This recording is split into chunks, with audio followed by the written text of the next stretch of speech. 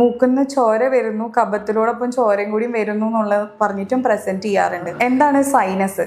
Sinus എന്ന് പറഞ്ഞാൽ basically നമ്മുടെ സ്കള്ളിലുള്ള ഒരു എയർ ഫിൽഡ് പോക്കറ്റ്സ് ആണ് ബേസിക്കലി. അത് നമ്മുടെ ചീക്കിന്റെ ഇവിടെ ഉണ്ടാവാം, 2 മാക്സിലറി സൈനസ് എന്ന് പറയും. അതുപോലെ തന്നെ കണ്ണിന്റെ ഇവിടെ നടുവിലായിട്ട് റിത്മോയിഡ് സൈനസ് എന്ന് പറയും. അതേപോലെ നെറ്റിയുടെ അവിടെ ഉണ്ടാവും. അതുപോലെ മൂക്കിന്റെ ഏറ്റവും ബാക്കിലായിട്ട് ഒരു സൈനസ്. അങ്ങനെ ആണ് ഈ ഒരു സ്കള്ളിലുള്ള ഇത്രയും സൈനസസ് ഉള്ളത്.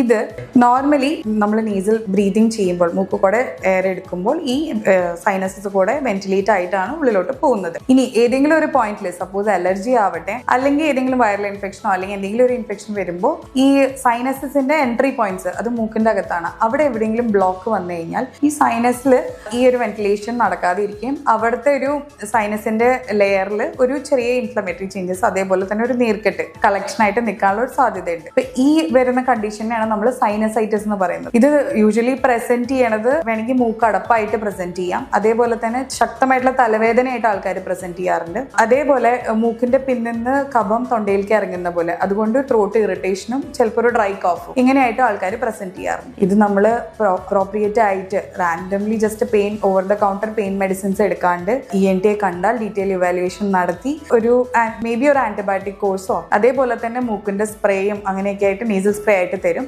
ഇതൊക്കെ ട്രീറ്റ് ചെയ്യുമ്പോഴായിരിക്കും ഈ സൈനസൈറ്റിസിനെ നമുക്ക് കൺട്രോൾ ചെയ്യാൻ പറ്റുള്ളൂ. ഇത് വെച്ചുകൊണ്ടിരുന്നു കഴിഞ്ഞാൽ ഈ കണ്ണിലേക്ക് അതിന്റെ ഒരു പെയിനും അതിന്റെ പോലെ ഈ ഒരു ഇൻഫെക്ഷന്റെ സ്പ്രെഡ് കണ്ണിന്റെ അടുത്തേക്ക് എത്താനുള്ള സാധ്യതയും ഉണ്ട്. കുറെ നാൾ വെച്ചുകൊണ്ടിരിക്കുമ്പോൾ പേഷ്യന്റ് മൂക്കുന്ന് ചോര വരുന്നു, കഫത്തിലോടൊപ്പം ചോരയും കൂടി വരുന്നു എന്നുള്ളത് പറഞ്ഞിട്ടും പ്രസന്റ് ചെയ്യാറുണ്ട്. അത് ഒരു 3 months കൂടുതൽ ഈ സൈനസൈറ്റിസ് വെച്ചുകൊണ്ടിരിക്കുമ്പോൾ ചിലർക്ക് ക്രോണിക് സൈനസൈറ്റിസ് എന്ന് പറയും. അത് മേ ബി ദശയും കൂടി ഉണ്ടാവാം ആ സൈനസൈറ്റിസിനോടൊപ്പം, അല്ലെങ്കിൽ ദശ ഇല്ലാത്തൊരു പ്രസന്റേഷനും ഉണ്ടാവാം. അങ്ങനെയായിട്ടും ഉണ്ടാവാറുണ്ട്. അപ്പൊ അതൊരു നമുക്ക് ചിലപ്പോൾ ഡീറ്റെയിൽ ആയിട്ട് ഒരു എൻഡോസ്കോപ്പിയും CT സ്കാൻ സൈനസിന്റെ ഒക്കെ എവാലുവേറ്റ് ചെയ്യുമ്പോഴായിരിക്കും നമുക്ക് മനസ്സിലാവുക. എന്തായാലും ഇങ്ങനത്തെ ഒരു സിംറ്റംസ് കാണുന്നുണ്ടെങ്കിൽ അറ്റ് ദി ഏർലിയസ്റ്റ് ENT കണ്ട് അത് ട്രീറ്റ് ചെയ്യായിരിക്കും എപ്പോഴും നല്ലത്.